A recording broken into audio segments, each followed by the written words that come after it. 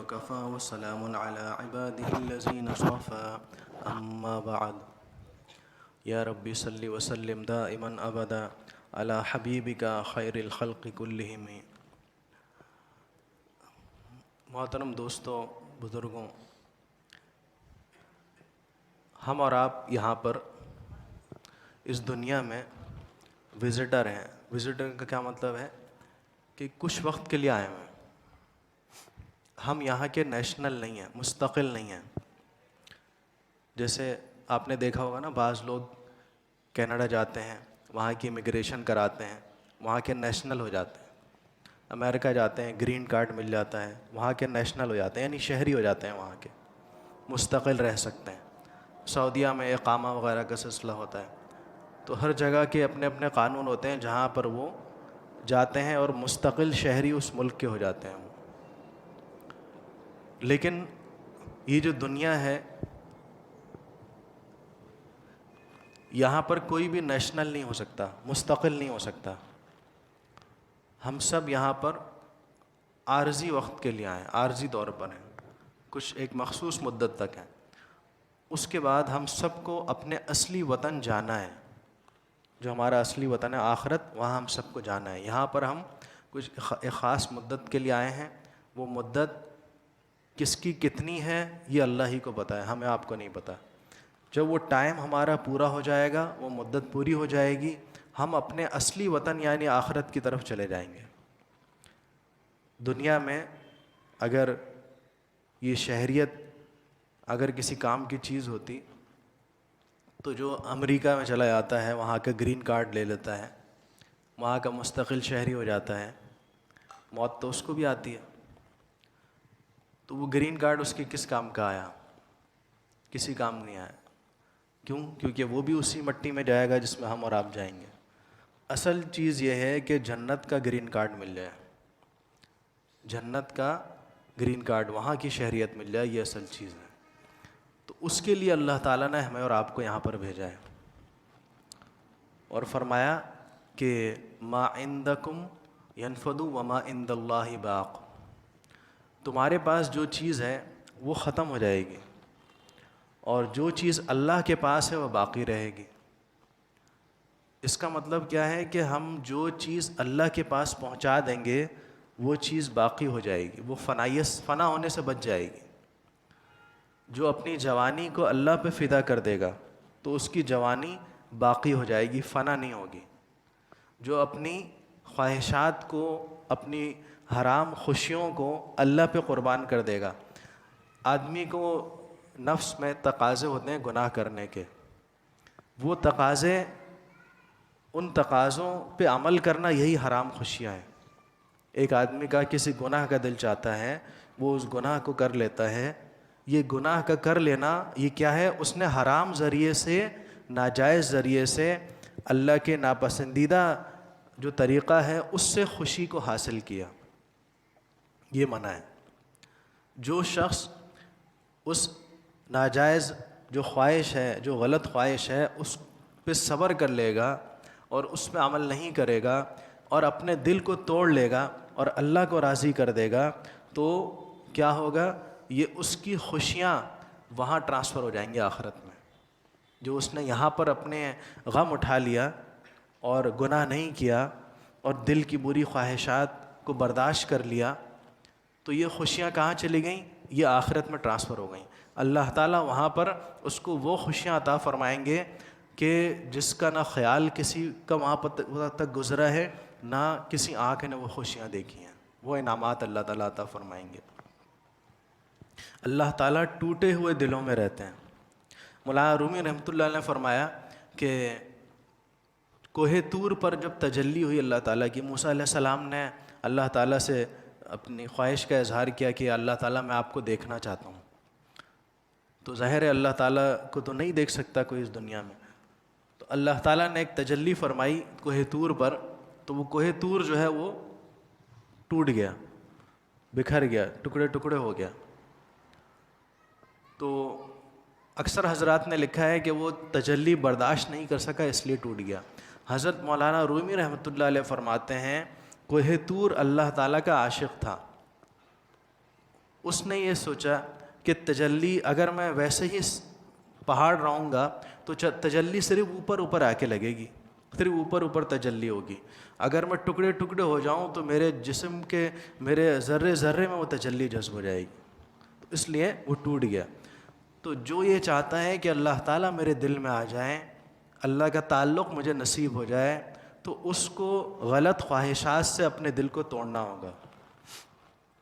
جو اپنے دل کو بری خواہشات کے تقاضے پہ توڑے گا، یعنی اس کا دل چاہ رہا ہے کوئی غلط کام کرنے کا، کوئی گناہ کرنے کا دل چاہ رہا ہے، لیکن یہ اپنے دل کی بات نہیں مانتا، اس کی مخالفت کرتا ہے، اسی کو میں کہہ رہا ہوں دل کو توڑ لیتا ہے. تو جب اپنے دل کو توڑے گا تو اللہ تعالیٰ کی محبت، اللہ کا تعلق اس کے دل میں آ جائے گا. ایک تو یہ کوہ طور والی مثال، دوسرا خود فرمایا ہے کہ اللہ تعالیٰ ٹوٹے ہوئے دلوں میں رہتے ہیں. تو جب دل کو توڑے گا تو اللہ کی محبت دل میں آ جائے گی، اللہ کا تعلق دل میں آ جائے گا. اور یہ اللہ کا تعلق ایسی چیز ہے، جب یہ کسی کو حاصل ہو جاتا ہے تو پھر جس نے 1000 واٹ کا بلب دیکھ لیا تو 0 واٹ کا بلب تو اس کو لوڈ شیڈنگ نظر آئے گا. جو سورج کو دیکھ لے تو ستارے اس کو کہاں نظر آئیں گے؟ جب سورج نکلتا ہے ستارے کہاں چلے جاتے ہیں؟ اتنے سارے ستارے سب غائب ہو جاتے ہیں. تو جس کے دل میں اللہ کا تعلق آ گیا تو پھر وہ باقی کسی چیز سے معروف نہیں ہوتا، کیونکہ اللہ تعالیٰ سے اس کا تعلق ہے. ایک ایسی سمجھنے والی مثال سے سمجھاتا ہوں کہ اگر کسی کا تعلق شیر سے دوستی ہو گئی، کسی کی شیر سے دوستی ہو گئی، تو وہ لومڑی بندر وغیرہ ان لوگوں کو کوئی لفٹ کرائے گا؟ نہیں کرائے گا، نہ یہ لوگ اس کا کچھ بگاڑ سکیں گے. تو جس کا اللہ سے تعلق ہو گیا، جو شیر کا خالق ہے، تو اس کا کیا مقام ہوگا؟ ایک مرتبہ ایک صحابی کسی جنگل میں تھے تو وہاں پر شیر سامنے آ گیا. تو آپ نے کہا کہ میں محمد صلی اللہ علیہ وسلم کا صحابی ہوں، ان کا غلام ہوں. تو وہ شیر دم ہلانے لگ گیا اور آپ کو کوئی نقصان نہیں پہنچایا. ان کا ایمان تھا، ان کا تعلق تھا اللہ تعالیٰ سے، کیونکہ شیر بھی تو اللہ کی مخلوق ہے نا، وہ بھی اللہ کے کنٹرول میں. تو جو اللہ سے تعلق صحیح کر لے گا اس کے سارے معاملات ٹھیک ہو جائیں گے. تو میں عرض کر رہا تھا کہ جو ہمارے پاس جو چیز ہے، چاہے وہ جوانی ہے، چاہے وہ خوبصورتی ہے، چاہے وہ مال ہے، چاہے وہ جائیداد ہے، کچھ بھی ہے، وہ ایک دن ختم ہونے والی ہے. یہ دنیا فانی ہے، کل من علیہا فان، سب کچھ، ہر چیز فنا ہونے والی ہے. اور جو چیز اللہ کے پاس ہے وہ ہمیشہ رہنے والی ہے، وہ باقی ہے. تو سمجھدار آدمی کون ہے؟ جو اپنا آخرت کے اکاؤنٹ میں اپنی نیکیوں کو ٹرانسفر کرے. جب بھی کوئی کسی دوسرے ملک میں کام کے لیے جاتا ہے، فرض کریں یہاں سے سعودیہ گیا نوکری کرنے، تو اگر وہ جو کما رہا ہے وہیں کھا رہا ہے، وہیں پر اڑا رہا ہے، وہیں کچھ جمع نہیں کر رہا، آگے وطن کے لیے کچھ لے کے نہیں جا رہا، تو جب وہ اپنے وطن میں آئے گا، پاکستان آئے گا، کراچی آئے گا، تو اس شخص کی کوئی حیثیت نہیں ہوگی.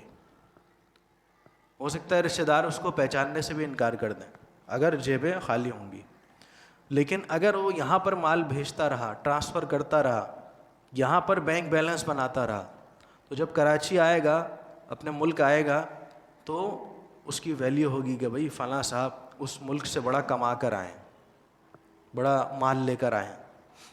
رشتہ دار بھی جو نہیں بھی جانتے ہوں گے دور کے، وہ بھی ملنے آئیں گے، ارے میں فلانے کا چاچا ہوں، آپ پہچانے مجھے، وہ بھی ملنے آ جائیں گے. تو آخرت میں جب ہم یہاں سے جائیں گے تو وہاں پر لوگ پوچھیں گے کہ ہاں بھائی، وہاں پر جو جا چکے ہوں گے پہلے سے، وہ پوچھیں گے ہاں بھائی فلانے کا کیا حال ہے، فلانے کا کیا حال ہے. تو وہ کہے گا وہ تو میرے سے پہلے چلا گیا. کہا کہ اچھا، اس کا مطلب وہ کہیں اور چلا گیا، یہاں نہیں آیا ہمارے پاس. کیا مطلب؟ اعمال اچھے نہیں تھے تو دوسری جگہ پہنچ گیا، اعمال اچھے تھے تو یہاں پر آتا، ہم سے ملاقات ہوتی اس کی. تو اصل زندگی یہ نہیں ہے میرے دوستوں، یہ صرف عارضی زندگی ہے، جہاں پر ہم اپنا سب ٹائم گزار رہے ہیں، ٹائم اپنا گزار رہے ہیں. کوئی اچھا گزار رہا ہے، کوئی برا گزار رہا ہے. یعنی اچھا گزار رہا ہے کا مطلب یہ ہے کہ اپنے اختیار سے اگر اچھا گزار رہا ہے تو کامیاب ہو جائے گا. ایک تو یہ ہے کہ حالات ہر قسم کے کسی پہ بھی آ سکتے ہیں، بیماری ہے، پریشانی ہے، کوئی غم ہے، وہ تو اپنے اختیار میں نہیں ہے آدمی کے، تو وہ تو سب کے ساتھ ہے، چاہے نیک ہو چاہے بد ہو. سب کے ساتھ ہیں، نیک لوگوں کے ساتھ بھی ہیں، دینداروں کے ساتھ بھی ہیں، دنیا والوں کے ساتھ بھی ہیں، دنیا داروں کے ساتھ بھی ہیں، کافروں کے ساتھ بھی ہیں.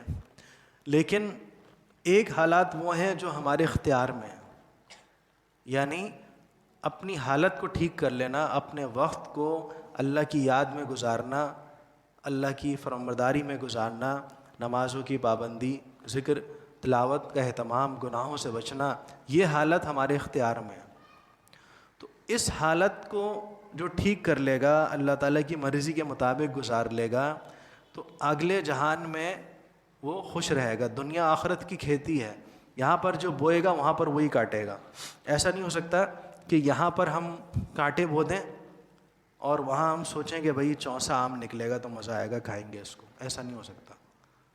یہاں پر جو چیز بوئیں گے وہی آخرت میں کاٹیں گے. یہاں پر نیک اعمال کیے ہوں گے، اللہ کو یاد کیا ہوگا، اللہ کی نافرمانی سے بچے ہوں گے، تو آخرت میں وہی انعامات کی صورت میں ملیں گے. اور اللہ تعالیٰ ایسے کریم ہے. دیکھیں عمر ہمیں ایوریج 60 سال کی دی اللہ تعالیٰ نے. ایک ایوریج جو ہے وہ 60 سال ہے. کسی کے بونس لگ گیا 70 تک پہنچ گیا، کوئی خال 80 تک پہنچ گیا، ورنہ ایک ایوریج عمر 60 سال ہے. بہت سے تو اس سے پہلے ہی چلے آتے ہیں دنیا سے.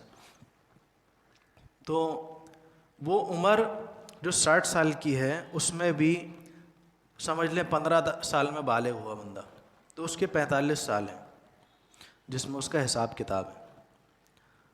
یہ 45 سال اس میں بھی کتنا ٹائم سو کے گزار دیتے ہیں، کتنا ٹائم کھانے میں گزر گیا، باتھ روم میں گزر گیا.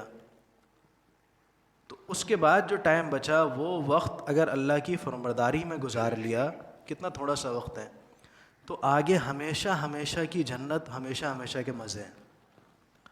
اور وہ وقت جو ہمیں ابھی حاصل ہے اگر ہم نے ضائع کر دیا، اللہ کی نافرمانی میں گزار دیا، تو آگے ہمیشہ ہمیشہ کا نقصان ہے. ورنہ مسلمان کے لیے ہے کہ کچھ وقت کا نقصان ہے ضرور، یعنی جب صفائی ہو جائے گی اس کے بعد جنت میں جائے گا. جیسے بچہ جب گندا ہو جاتا ہے، پوٹی کر دیتا ہے، تو ماں کیا کرتی ہے، اس کو دھلاتی ہے، صفائی کرتی ہے، پیمپر چینج کرتی ہے، کپڑے بدلتی ہے، پاؤڈر واڈر لگا کے خوشبو لگا دیتی ہے اس کو، تو اس کی صفائی کرنی پڑتی ہے. پھر اس کو گود میں اٹھا لیتی ہے، کوئی بھی لے لیتا ہے اس کو، یہ کھیلتے ہیں اس سے بچے پھر. لیکن جب تک گندا ہے، جب تک اس کی صفائی نہ ہو جائے تو ماں کو بھی چین نہیں آتا، بچے کو بھی چین نہیں آتا. تو اسی طرح اگر ہم یہاں سے گناہ ساتھ لے کے جائیں گے تو پہلے صفائی ہوگی. مسلمان کو جو عذاب ہوگا وہ اس کی صفائی کے لیے ہوگا، صفائی ہونے کے بعد پھر جنت میں جائے گا. تو سمجھدار آدمی وہ ہے جو یہیں اپنی اصلاح کر لے، یہیں پر توبہ کر لے. اللہ تعالیٰ نے توبہ کا راستہ، دروازہ کھلا رکھا ہے جب تک کہ موت کا جو عالم ہے، جب تک کہ موت کے حالات ظاہر نہ ہونا شروع ہو جائیں. موت کا فرشتہ جس کو نزع کی حالت کہتے ہیں وہ نہ شروع ہو جائے، جب تک کہ توبہ کا دروازہ کھلا ہے. اسی طرح جب تک سورج مغرب سے نہ طلوع ہو جائے، جب تک توبہ کا دروازہ کھلا ہے. لیکن ہم اور آپ یہ بات اپنے آس پاس مشاہدے میں دیکھتے رہتے ہیں کہ اچانک اموات کا جو ریشو ہے وہ بہت بڑھ گیا ہے. اچانک مر جانا، اچانک موت آ جانا، اور اس میں جوان بوڑھے کی کوئی قید نہیں ہے.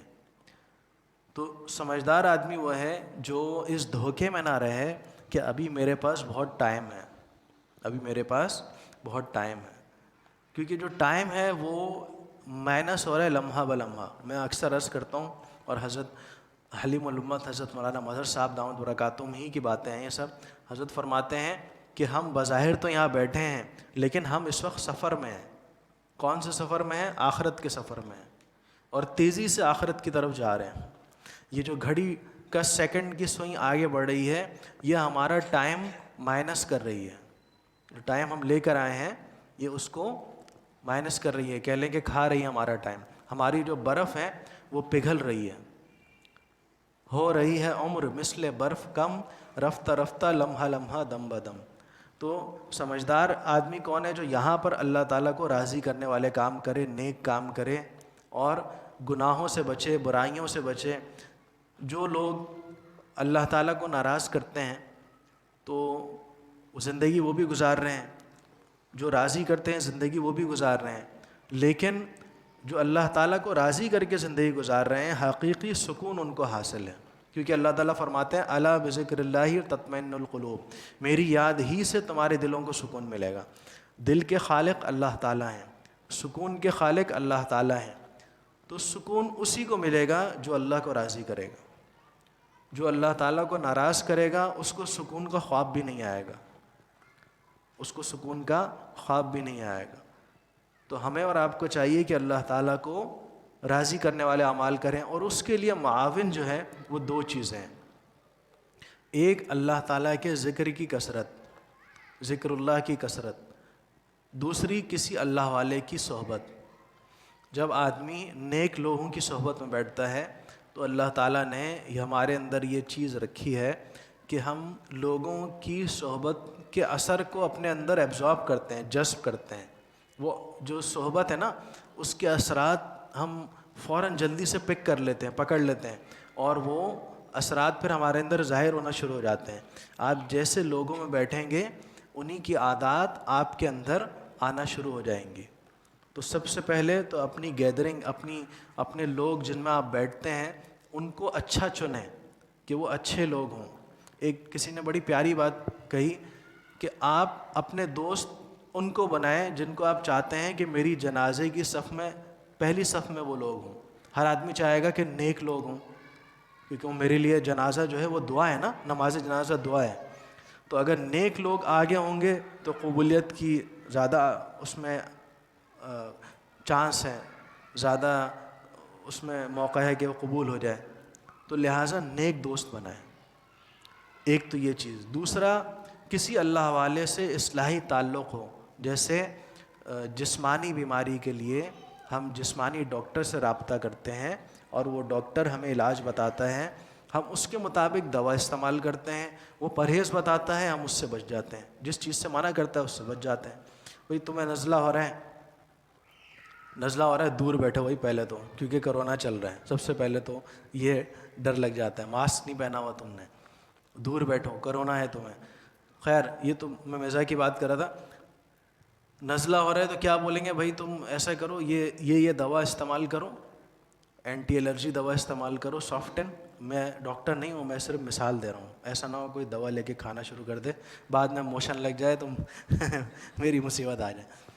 تو فلاں دوا استعمال کرو، پیناڈول استعمال کرو، اور ٹھنڈا پانی مت پینا، آئس کریم مت کھانا، میرے لیے لے آنا کیونکہ مجھے نزلہ نہیں ہے، لیکن تم آئس کریم مت کھانا۔ تو اس کو پرہیز بتا دیا، دوا بتا دی، پرہیز بتا دیا۔ یہی اللہ والے کرتے ہیں کہ جب کوئی بیماری لے کے جاتا ہے کہ مجھے غصے کی بیماری ہے، اب یہ غصے کی کتنی خطرناک بیماری ہے کہ ایک آدمی جو اس کا مریض ہو، اس کے گھر والے، اس کے دفتر والے، اس کے ماتحت، اس کے محلے والے سب اذیت میں ہوتے ہیں کہ یار بڑا غصے والا آدمی ہے، ہر وقت ہر کوئی یہ چاہتا ہے کہ یہ اس گلی سے نہ گزرے ہے۔ تو یہ ایک ایسی بیماری ہے، آدمی دوسروں کو اذیت میں رکھتا ہے، اس کی وجہ سے خود بھی اندر ہی اندر جلتا رہتا ہے۔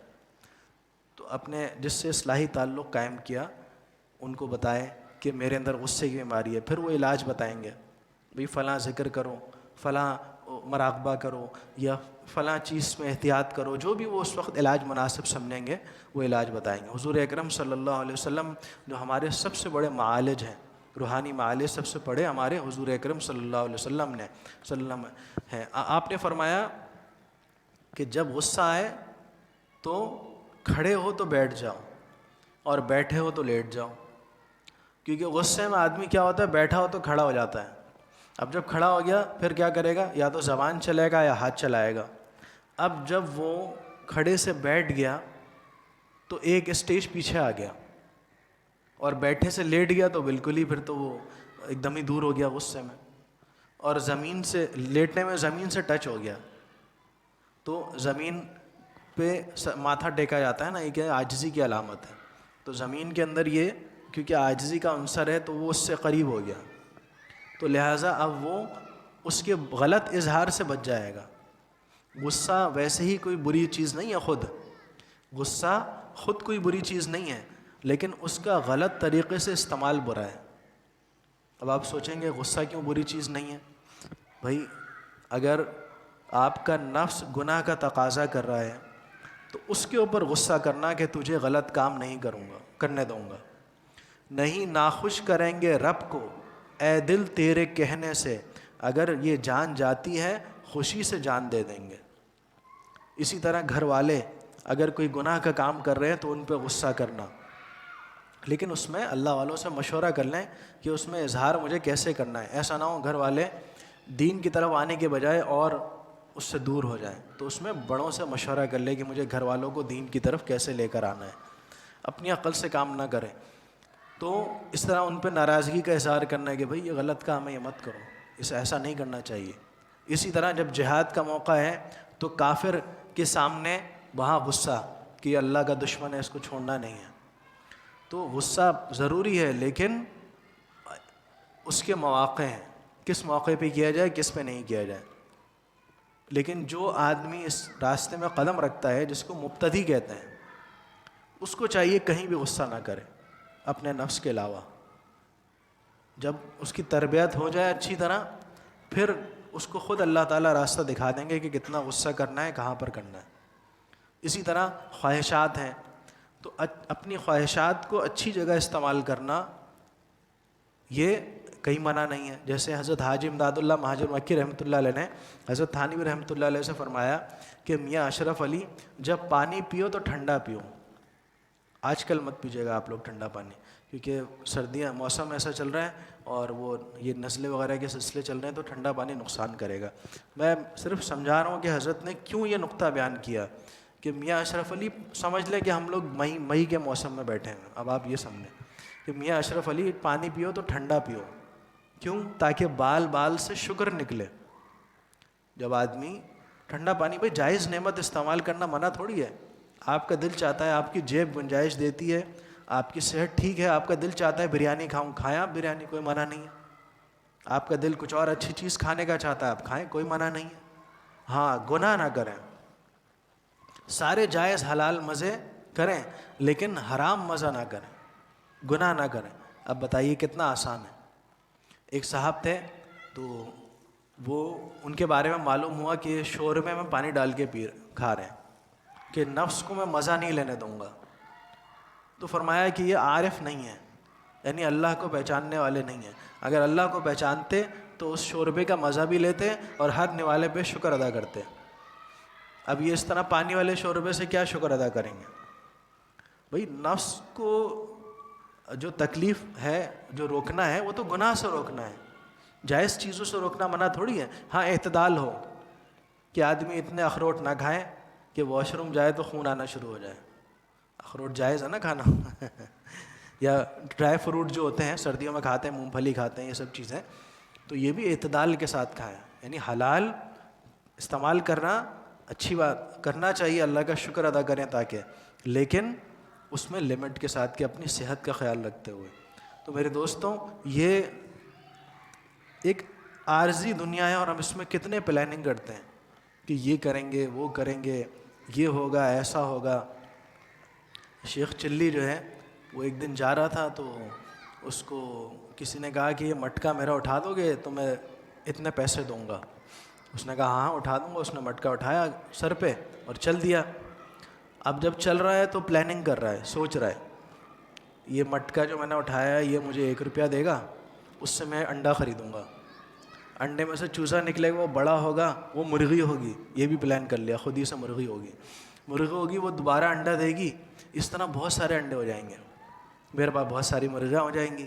میں ان کو بیچ کے ایک بکری لے لوں گا، بکری بچہ دے گی، اس کے بعد میرے پاس بہت ساری بکریاں ہو جائیں گی.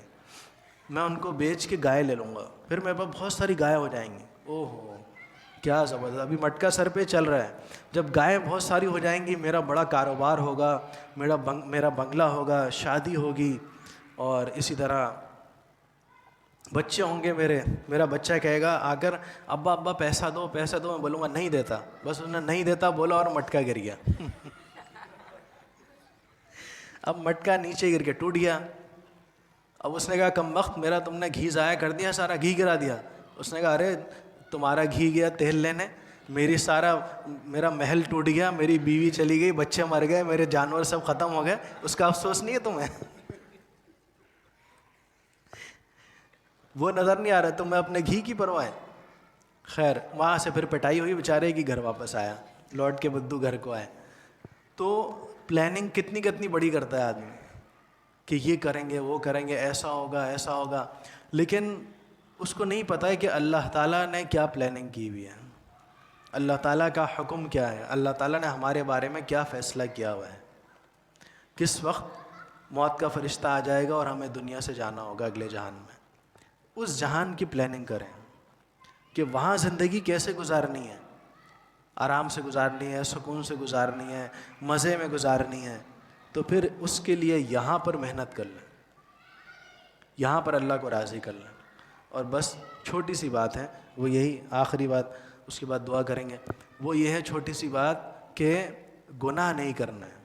حضرت والا حضرت حکیم اختر صاحب رحمۃ اللہ علیہ ہر واعظ میں ان کی یہی بات ہوتی تھی، بھائی گناہ نہ کرو، گناہ نہ کرو. یہ نہیں کہہ رہے کہ آپ بہت لمبے چوڑے وظیفے پڑھو، بہت تلاوت کرو، بہت ذکر کرو، کوئی کرے تو اچھی بات ہے، بہترین ہے، لیکن زیادہ زور کس پہ ہوتا تھا کہ گناہ چھوڑ دو. کیونکہ اگر آپ بہت وظائف کر رہے ہیں، روزے رکھ رہے ہیں، نوافل پڑھ رہے ہیں، نمازیں پڑھ رہے ہیں، سب اچھے اچھے کام کر رہے ہیں، لیکن گناہ نہیں چھوڑ رہے، تو یہ ایسا ہی ہے جیسے کہ چوکھٹ میں دیمک لگ جاتی ہے نا، تو وہ کیا ہوتا ہے کہ دروازے پہ لگی ہوئی نظر تو آ رہی ہے چوکھٹ، لیکن دیمک اندر سے سب کھا چکی ہوتی ہے، اوپر اوپر کی ٹیپ ٹاپ ہوتی ہے، اندر سے خالی ہوتا ہے. تو وہ کیا گناہوں کی دیمک نیکیوں کو کھا جاتی ہے. اس کی ایک مثال بتاتا ہوں. آپ صلی اللہ علیہ وسلم نے فرمایا کہ صحابہ کرام سے پوچھا کہ پتہ ہے کہ مفلس کون ہے؟ تو انہوں نے عرض کیا کہ مفلس وہی ہے جس کے پاس مال نہ ہو. فرمایا میری امت کا مفلس وہ ہوگا جس کے پاس ساری عبادات ہوں گی، لیکن کسی کو جھوٹ بولا ہوگا، کسی کی غیبت کی ہوگی، کسی کا مال کھایا ہوگا. آج کل اس کو لوگ مال کھانے کو بالکل سمجھتے ہیں کوئی مسئلہ ہی نہیں ہے. اس کی چھوٹی سی مثال ایسے، فروٹ والے کے پاس گئے انگور لینے، دو چار اٹھا کے بغیر اجازت کے کھا لیے. مونگ پھلی لینی ہے، دو چار اٹھا کے بغیر اجازت کے کھا لی، اس سے اجازت ہی نہیں لی، مفت کا مال ہے، کھا لو کوئی مسئلہ نہیں. ہمارے حضرت والا رحمۃ اللہ علیہ فرماتے تھے، حدیث شریف میں آتا ہے کہ آج کل کے دور کے حساب سے 4 آنے کے بدلے، 4 آنے اگر کسی کا ناحق مال کھایا ہوگا، 4 آنے کی کیا حیثیت ہے، 700 مقبول نمازیں دینی پڑیں گی آخرت میں اس کو. 700 مقبول نمازیں. چوری کی بجلی چلا رہے ہیں لوگ، بسوں میں بغیر کرائے سفر کر رہے ہیں لوگ، تو یہ سب کیا ہے، یہ سب چوری ہے، یہ چوری ہے. اس ایک اور واقعہ یاد آ گیا. ابراہیم بن ادھم رحمۃ اللہ علیہ بہت بڑے اللہ والے گزرے ہیں، ہمارے سلسلے کے اوپر کے بزرگوں میں سے ہیں. حضرت علی رضی اللہ تعالیٰ عنہ سے سلسلہ آ رہا ہے ہمارا. ان کے شاگرد تھے حضرت حسن بصری رحمۃ اللہ علیہ، ان کے شاگرد تھے شیخ عبد الواحد رحمۃ اللہ علیہ، ان کے شاگرد تھے حضرت فضیل بن ایاز رحمۃ اللہ علیہ، ان کے شاگرد تھے یہ حضرت ابراہیم بن ادھم رحمۃ اللہ علیہ، جو سلطنت بلخ کے بادشاہ تھے اور سلطنت کو لات مار کر اور پھر جنگل چلے گئے تھے، وہاں پر اللہ تعالیٰ کی اطاعت و عبادت کرتے تھے. تو ان کا واقعہ ہے کہ وہ ایک دفعہ مکہ معظمہ میں تھے، تو وہاں پر کھجور لے رہے تھے. کھجور لی تو ایسی لینے میں 2 کھجوروں انہوں نے چکھ لی اور مالک سے اجازت نہیں لی. سفر کر کے گئے وہاں پر بیت المقدس، تو وہاں پر بیت المقدس میں جو سونے کا ایک گنبد ہے نا، چٹان کے اوپر ایک سونے کا گنبد بنا، آپ نے دیکھا ہوگا تصویروں میں. تو اس کے بارے میں مشہور یہ ہے کہ وہاں پر رات کو کسی کو جانے نہیں دیتے تھے، رات کو سب لوگوں کو نکال دیتے تھے کہ رات میں یہاں پر فرشتے عبادت کرتے ہیں. تو انہوں نے کہا میں دیکھوں گا فرشتے کیسے آتے ہیں، جو مشہور ہے یہاں پر کیا عبادت کرتے ہیں. تو انہوں نے کیا کیا کہ دن میں وہاں چلے گئے، اپنا نماز وغیرہ پڑھی اور ایک چٹائی کے اندر چھپ کے بیٹھ گئے. وہ اپنے اوپر ایسے اس کو لپیٹ لیا، وہاں چھپ کے بیٹھ گئے پیچھے سے. تو رات ہوئی، انہوں نے سب نمازیوں کو نکالا اور چوکیداروں نے، اور دروازہ بند کر دیا. جب بند ہو گیا دروازہ، یہ اپنا دوبارہ سے نوافل میں مشغول ہو گئے. اب ان کو نماز پڑھ رہے ہیں، اس دوران دیکھا، ان کو محسوس ہوا کہ کوئی الگ مخلوق یہاں پر موجود ہے، کوئی الگ مخلوق موجود ہے، اڑ رہی ہے یا تیر رہی ہے یا کوئی اور مخلوق ہے یہاں پر موجود. تو وہ فرشتے تھے. تو انہوں نے دیکھا فرشتے آپس میں بات کر رہے ہیں. انہوں نے کہا، ایک نے کہا یہ کون ہے؟ اس نے کہا تمہیں نہیں پتہ یہ ابراہیم بن ادھم ہے، پہلے یہ بڑا نیک بندہ تھا مگر اب یہ بہت برا ہو گیا. تو انہوں نے کہا کیوں، برا کیوں ہو گیا؟ بلکہ انہوں نے جو لفظ استعمال کیا وہ لعنتی استعمال کیا. تو میں برا کہہ رہا ہوں. تو انہوں نے کہا بہت برا ہو گیا یہ. تو حضرت بہت پریشان ہو گئے کہ مجھے اس طرح کر رہے ہیں. تو ایک فرشتے نے کہا بھی پہلے اس کے بڑے اچھے اعمال تھے، سب اوپر جاتے تھے اللہ کے پاس، ہمیں بڑی خوشی ہوتی تھی اس کے اعمال لے کے ہم جاتے تھے، اب تو میں بڑا افسوس ہوتا ہے اور یہ صحیح آدمی نہیں ہے، اچھا آدمی نہیں ہے. تو دوسرے نے پوچھا بھائی کیوں، کیا ایسا کیا کام کیا اس نے؟ کہہ لیں کہ مکے میں اس نے بغیر پوچھے 2 کھجوریں کھا لیں، جب سے یہ اللہ کے ہاں یہ بہت برا ہو گیا. اوئے ہوئے، صبح بڑی مشکل سے رات گزاری، صبح مکہ معظمہ گئے. وہاں جا کے جو مالک تھا، پتہ چلا مالک کا انتقال ہو گیا، اس کا بیٹا بیٹھا ہوا ہے. اس سے معافی مانگی. اس نے کہا بھائی یہ تو سب وراثت کا معاملہ ہے، میری ماں بھی ہے، بہن بھی ہے، آپ میری طرف سے تو معاف ہے، ان سے بھی معاف کرا لیں. اب یہ بڑی مشکل سے گھر ڈھونڈتے ہوئے پہنچے.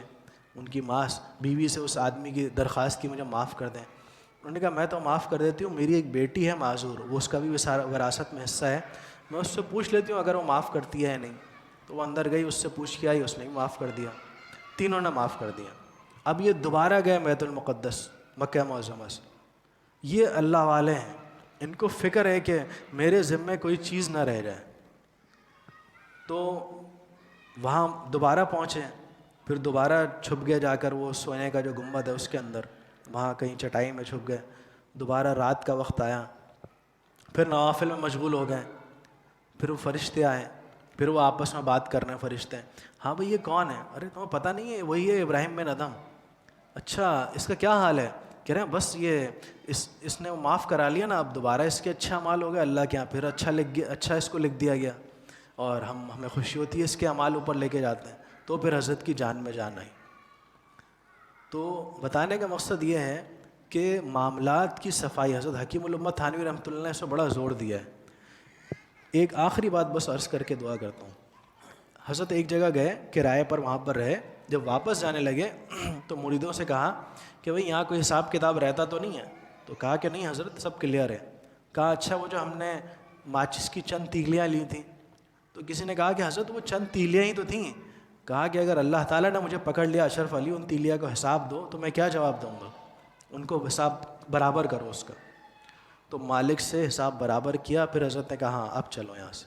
تو یہ فکر ہوتی ہے. تو جس طرح اور گناہوں سے بچنا ضروری ہے، اس طرح اپنی معاملات کی صفائی بھی ضروری ہے میرے دوستوں. تو فرمایا میری امت کا مفلس وہ ہے جس نے لوگوں کے حقوق غصب کیے ہوئے ہیں. اب آخرت میں ان کی نیکیاں، اس کی نیکیاں ان کو دے دی جائیں گی اور ان کے گناہ اس پہ لاد دیے جائیں گے. تو اس سے بچنے کی ضرورت ہے. اللہ تعالیٰ ہم سب کو تمام گناہوں سے ہماری حفاظت فرمائے. وآخر دعوانا ان الحمد للہ رب العالمین. دعا کر لیں. الحمد للہ رب العالمین. اللہم صلی علی سیدنا مولانا محمد وعلی آل سیدنا مولانا محمد وبارک وسلم. اللہم انت السلام ومنک السلام تبارکت یا ذا الجلال والاکرام. اللہم اعنا علی ذکرک وشکرک وحسن عبادتک. ربنا لا تزغ قلوبنا بعد اذ ہدیتنا وہب لنا من لدنک رحمہ انک انت الوہاب. یا اللہ تعالی ہمارا بیٹھنا کہنا سننا محض اپنے فضل سے قبول فرما لیجیے. یا اللہ ہم سب کو عمل کی توفیق عطا فرمائیے. یا اللہ تعالی ہم سب کو اللہ والا بنا دیجیے، ہمارے گھر والوں کو اللہ والا بنا دیجیے. یا اللہ تعالیٰ نفس کو شیطان کے مقابلے میں ہماری مدد فرمائیے. یا اللہ آپ ہمیں اپنا بنا لیجیے، آپ ہمارے ہو جائیے. یا اللہ دونوں جہان کی عافیت کاملہ عطا فرمائیے. یا اللہ اپنی رضائے کاملہ عطا فرمائیے. یا اللہ حضور اقدس صلی اللہ علیہ وسلم کی کامل اتباع، کامل پیروی، کامل مشابہت عطا فرمائیے. یا اللہ ضالین اور معصومین کی پیروی، مشابہت اور غلامی سے بچائیے.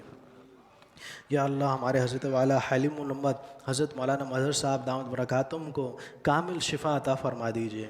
یا اللہ حضرت کو عافیت عطا فرمائیے. یا اللہ حضرت کا سایہ ہم پہ تا دیر قائم رکھیے. یا اللہ ان کو جلد جلد دوبارہ سے صحتیاب فرما کر دوبارہ سے یا اللہ رونق افروز فرمائیے. یا اللہ ان کے گھر والوں کو بھی، حضرت کے پوری خاندان کو، گھر والوں کو، سب کو یا اللہ کامل شفا اور عافیت عطا فرمائیے. یا اللہ ہمیں بھی، جتنے حاضرین ہیں ان کو بھی، اور جو بھی یا اللہ تمام مسلمان جو بھی بیمار ہیں یا اللہ سب کو کامل صحت عطا فرما دیجیے. یا اللہ اس بیماری سے ہم سب کی حفاظت فرمائیے. یا اللہ اس کا بالکل صفایا فرما دیجیے. یا اللہ معمولات زندگی بحال فرما دیجیے. ربنا تقبل منا إنك أنت السميع العليم وتب علينا إنك أنت التواب الرحيم وصلى الله تعالى على خير خلقه سيدنا محمد وعلى آله وأصحابه أجمعين آمين برحمتك يا أرحم الراحمين.